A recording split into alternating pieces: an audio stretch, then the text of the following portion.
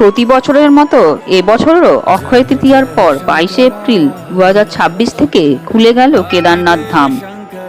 কেদারনাথ ধাম দর্শন করতে যাওয়ার আগে এই জিনিসগুলো অবশ্যই মাথায় রাখবেন। নিজেদের মেডিকেল চেক আপ করাতে ভুলবেন না।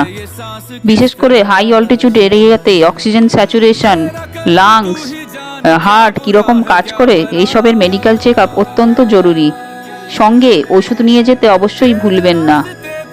এছাড়াও যদি হেলিকপ্টারে করে কেদারনাথ ধাম দর্শন করেন আমাদের মতো, তাহলে হাতে অবশ্যই 2-3 দিন সময় এক্সট্রা রাখবেন।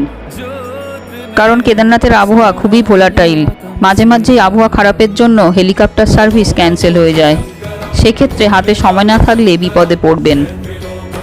আমাদের হেলিকপ্টারে করে কেদারনাথ যাত্রার রোমাঞ্চকর অভিজ্ঞতা ও সাথে সাথে প্র্যাকটিক্যাল টিপস সবিস্তারে জানতে হলে এই ভিডিওর ফার্স্ট কমেন্ট বক্সে এবং ডেসক্রিপশন বক্সে দেওয়া ভিডিও লিঙ্কটি ক্লিক করুন।